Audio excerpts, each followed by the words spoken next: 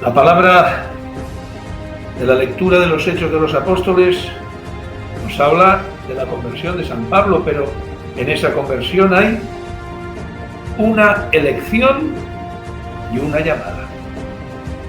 Primero la elección, porque Dios Todopoderoso, al decir del mismo San Pablo, estando nosotros muertos por los pecados, nos ha hecho vivir con Cristo, por pura gracia estáis salvados.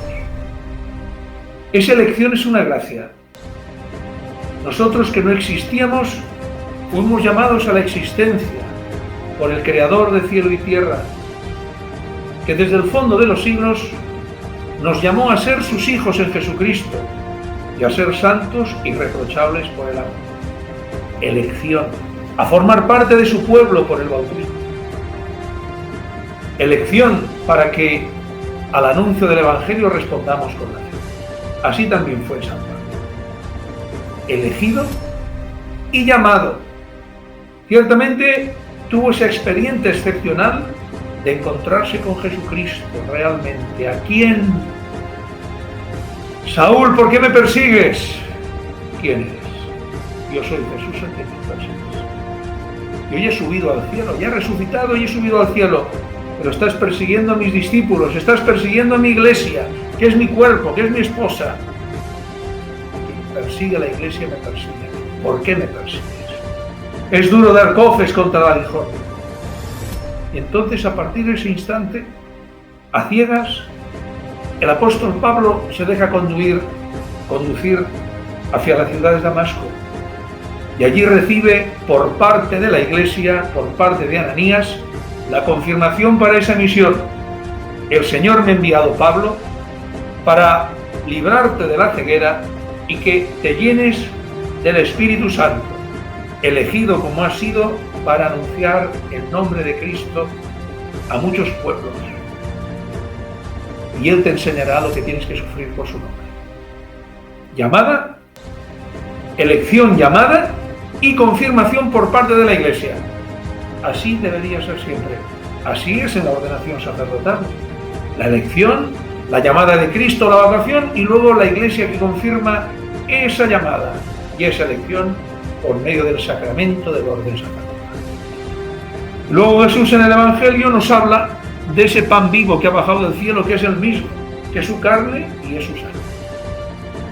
Solo Jesucristo, el Hijo único del Padre, que se ha hecho carne en las entrañas de María Santísima y que ha subido a la cruz para destruir el pecado y la muerte, solo Él, al que nadie le arranca la vida, sino que Él la entrega libremente y tiene poder para darla y recuperarla en su resurrección. Solo Jesucristo, que tiene poder para entregar la vida y para recobrarla, solo Él puede darnos como alimento su cuerpo entregado y su sangre derramada, para que todo el que lo come viva unido a Él y tenga vida eterna.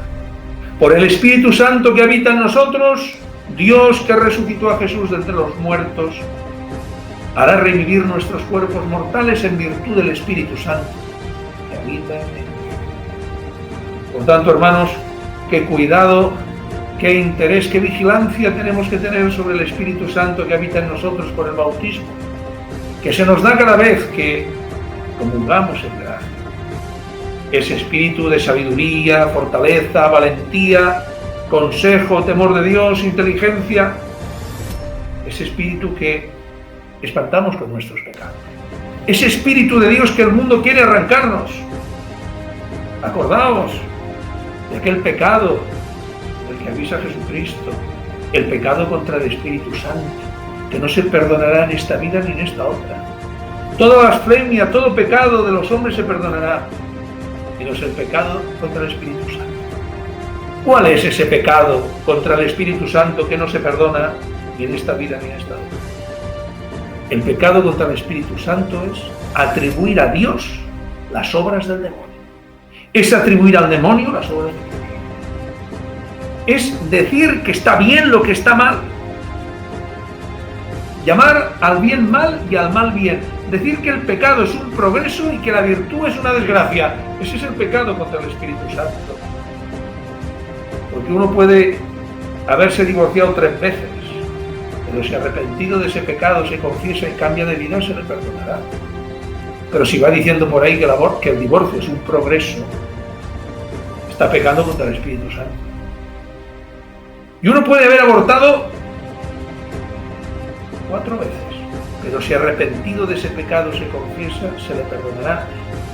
Pero si va diciendo que el aborto es un derecho, está pecando contra el Espíritu Santo, y ese pecado ni en esta vida ni en la otra se perdona.